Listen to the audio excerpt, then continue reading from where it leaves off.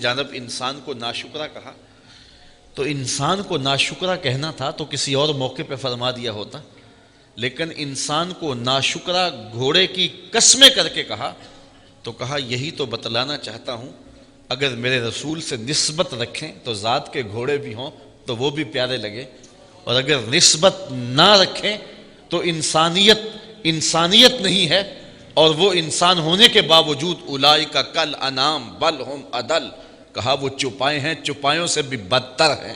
اس لیے عزت اگر پانا چاہتے ہو تو میرے محبوب کی چوکھٹ پہ آ جاؤ، میرے محبوب سے نسبت ہوگی تو پھر تم جیسے بھی ہوگے تو تم عزت کی مسند پر بیٹھو گے۔ ابو لہب کو ابو لہب کیوں کہتے تھے؟ کہتے ہیں کہ اس کا رنگ شعلے کی طرح چمکتا تھا، قریشی النسب تھا، ہاشمی النسل تھا، اس وجہ سے اس کا رنگ شعلے کی طرح چمکتا تھا۔ ابو لہب اس لیے کہہ دیتے ابو لہب، لیکن ذلت کے گڑھے میں گر گیا اس لیے کہ نسبت میرے رسول سے نہ قائم ہو سکی۔ اور دوسری جانب رنگ کالا ہے، ہونٹ موٹے ہیں، ذات کا حبشی ہے، لیکن ممبروں میں بھی آج تذکرے بلال حبشی کے ہیں اور محرابوں میں بھی تذکرے بلال حبشی کے ہیں۔ تو یہاں ذات نہیں دیکھی جاتی، یہاں دیکھا جاتا ہے میرے رسول سے نسبت کس کی ہے۔ اقبال یہ کس کے عشق کا فیض عام ہے، رومی فنا ہوا حبشی کو دوام ہے۔ میں اس بڑے مجمع میں اگر آپ سے پوچھوں کہ جب میرے حضور تشریف لائے تھے تو اس زمانے کے کیسر کا نام کیا تھا، تو شاید اس دور کے کیسر کا نام آپ نہ بتا سکیں۔ کسی کا تاریخ کا تازہ مطالعہ ہو تو وہ کوئی اس وقت اسے نام ذہن میں ہو تو وہ ایک الگ بات ہے، لیکن مجموعی طور پہ اس دور کے کیسر کا نام کسی کو نہیں آتا ہو۔ میں اگر پوچھوں کہ جب میرے حضور آئے تھے اس دور کے خاقان کا نام کیا تھا، اس دور کی طاقت تھی، لیکن آج اس دور کے خاقان کا نام کسی کو نہیں آتا ہوگا۔ میں پوچھتا ہوں جب میرے حضور تشریف لائے تھے تو اس دور کے کسرا کا نام کیا تھا، اس دور کا اوباما تھا، لیکن آج کسی کو اس دور کے کسرا کا نام نہیں آتا ہوگا۔ اور میں اگر اس مجلس میں موجود سب سے کم عمر کے بچے سے پوچھوں کہ میرے حضور کے مؤذن کا نام کیا تھا تو وہ سر اٹھا کے بلال حبشی کا نام لے گا یا نہیں لے گا؟ تو پھر جو نسبت رسول سے رکھ لے، تعلق حضور سے رکھ لے، تو پھر رب اسے مرنے نہیں دیتا، اس کا ذکر مٹنے نہیں دیتا، ورنہ نام بھی باقی نہیں رہتا۔ تو انسان کو ناشکرا گھوڑوں کے وصف بیان کرنے کے بعد کہا گیا کہ اگر میرے رسول سے نسبت رکھتے ہوں تو ذات کے گھوڑے بھی ہوں تو وہ بھی محبوب ہیں، اور اگر نسبت نہ رکھتا ہو تو ہاشمی النسب بھی ہو، قریشی النسب بھی ہو، اور رنگ انگارے کی طرح چمکتا کیوں نہ ہو، مکے کا سردار کیوں نہ ہو، اللہ اسے پرے کا کی حیثیت نہیں دیتا، اس لیے کہ اس کی نسبت میرے رسول کے ساتھ نہیں ہے۔ تو رب لوگوں کو دیکھتا ہے محبوب کی نسبت کے حوالے سے، جس کی نسبت محبوب سے جڑی ہے، جس کا تعلق حضور سے جڑا ہے، تو اللہ تعالیٰ اس کو سر بلند کر دیتا ہے، چاہے وہ ذات کا گھوڑا ہی کیوں نہ ہو، وہ ذات کا اونٹ ہی کیوں نہ ہو، بلکہ نبی سے نسبت ہو جائے تو ذات کی چیوٹی ہی کیوں نہ ہو، بلکہ نبی سے نسبت رکھنے والے ولیوں سے نسبت ہو جائے، ذات کا کتا بھی کیوں نہ ہو، تو رب کو وہ بھی پیارا لگتا ہے، اور اس کی ادائیں قرآن میں اللہ بیان کرتا ہے۔ تو جو سب کچھ نبی پہ وار دیتے ہیں تو ان کی شان و عظمت کا عالم کیا ہوگا۔ تو ان 5 قسموں کو بیان کرنے کے بعد کہا بے شک انسان اپنے رب کا ناشکرا ہے۔ قنوت کے کئی معنی اور کئی مطالب علماء نے بیان کیے ہیں۔ معروف معنی اس کا یہی ہے کہ جو اللہ کی نعمتیں کھائے اور اس کا شکر ادا نہ کرے۔ یہ ہر انسان کی کہانی نہیں ہے، انسانوں کے زمرے میں تو عظیم المرتبت ہستیاں بھی ہیں جو قدم اٹھائیں اور قدم رکھیں تو رب ان اداؤں کی قسمیں کرے۔ یہاں وہ بد نصیب انسان ہیں جو اپنے رب کی نعمتیں کھائیں اور اس کا شکر ادا نہ کریں۔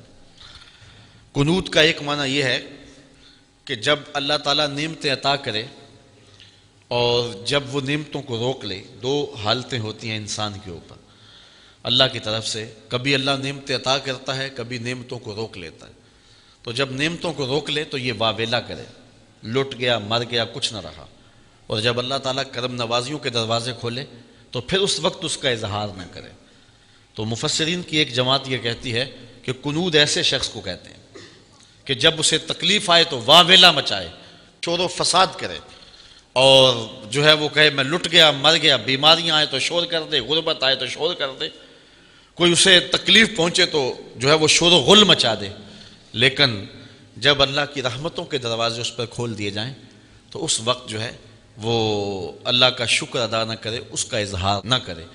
تو جو نعمت کا اظہار نہ کرے اور دکھوں کا اظہار کرے، اللہ کی طرف سے آنے والی تکلیفوں پر واویلا مچائے، تو اس کو عربی زبان میں قنوط کہتے ہیں۔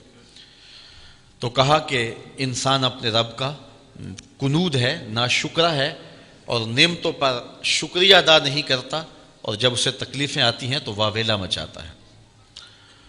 قنوط کا ایک معنی یہ بھی علماء نے بیان کیا ہے، اہل لغت نے، کہ جو بخیل ہو، کنجوس ہو۔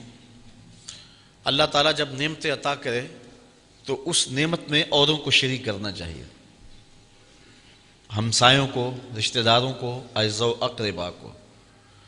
تو جو اپنی نعمتوں میں، اللہ کی عطا کردہ نعمتوں میں، وہ دولت کی صورت میں ہے، وہ علم کی صورت میں ہے، وہ عزت و شہرت کی صورت میں ہے، تو جو اللہ کی عطاؤں میں جو بندے پر مسلسل برسی ہیں تو اوروں کو شامل نہیں کرتا ہے، تو وہ قنوط کہلاتا ہے۔ اللہ اکبر۔ وَإِنَّهُ عَلَى ذَلِكَ لَشَهِيدٌ، اور وہ اس پر خود گواہ ہے، یعنی خارج سے کسی دلیل کی ضرورت نہیں ہے کہ آپ اس کے لیے کوئی دلائل مرتب کرنے پڑے کہ انسان کیا واقعی اپنے رب کا ناشکرہ ہے۔ کہا کہ اس پر خارج سے اسے کوئی دلیل نہیں چاہیے، اگر وہ تدبر کرے تو اس کا ضمیر بتائے گا کہ وہ واقعی اپنے رب کا ناشکرہ ہے۔ انسان اپنے تدبر اور اپنے تفکر کے ساتھ اپنی اس کیفیت کو دیکھ سکتا ہے کہ کیا اس میں یہ کیفیت موجود ہے۔ جن پاک باز لوگوں کو اللہ نے اس خصلت بد سے محفوظ رکھا ہے وہ تو خوش نصیب لوگ ہیں، اور باقی لوگ اپنے اندر غور و فکر کر سکتے ہیں۔ قرآن یہ دعوت دیتا ہے، یہ بات بھی ذہن میں رکھیں کہ یہاں خبریت مقصود نہیں ہے، قرآن مجید کا یہاں یہ مقصود نہیں ہے کہ یہ بتا دینا کہ اس میں یہ خامی ہے، بلکہ خامی بتا کر کے اس کے دور کرنے کی طرف توجہ دلائی گئی ہے۔ جس طرح ایک حکیم حاذق کسی کی نفس پہ ہاتھ رکھ کے اس کو خطرناک مرض بتا دیتا ہے، تو وہ اس لیے نہیں بتاتا کہ اس کو میں آگاہ کر دوں کہ تیرے لیے یہ مرض ہے، بلکہ اس کا مقصود یہ ہوتا ہے کہ اس کو مرض بتا کے علاج کی طرف متوجہ کر دوں۔ تو اللہ تعالیٰ جل شانہ انسان کو جو بیماری لگی ہوئی ہے قنوط کی، ناشکری کی، رب کی نعمتوں پر سپاس نہ ادا کرنے کی، بخل کا مرض جو لگ چکا ہے، رب کی نعمتیں نہ ملیں تو واویلا مچاتا ہے، اور نعمتیں مل جائیں تو پھر اس کو مخفی رکھتا ہے، اس کا اظہار نہیں کرتا، ابراز نہیں کرتا۔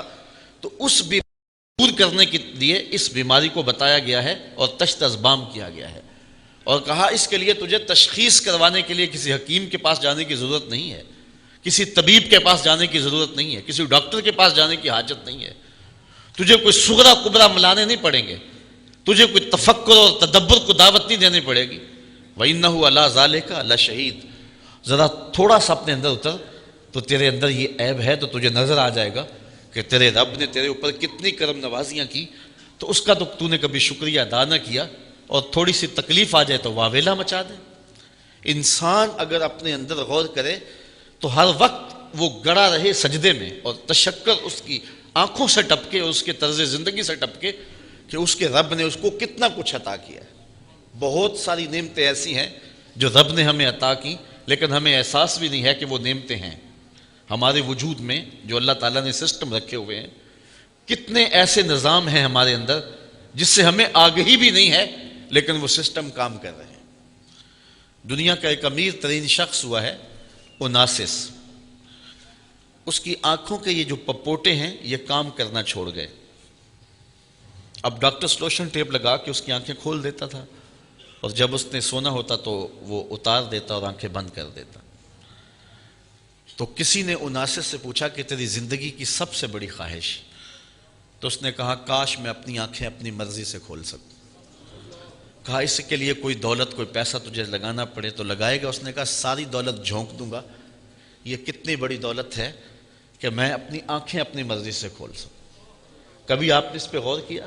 ادھر تنکا اڑا، ادھر آنکھ جھپک گئی۔ یہ آٹومیٹک سسٹم رب نے رکھا ہوا ہے۔ ہمیں اس لیے پتہ نہیں ہے، کبھی بل نہیں آیا، کبھی رب نے جو ہے وہ اس پر بل نہیں بھیجا کہ تم اتنی بار دن میں آنکھیں جھپکتے ہو اور یہ سسٹم لگا ہوا ہے، اس کا بل ادا کرو۔ اس لیے ہمیں اس کا احساس ہی نہیں ہے کہ یہ کتنی بڑی نعمت ہے۔ وہ نعمت چھن گئی تو اب پتہ چلا کہ یہ کتنی بڑی نعمت ہے۔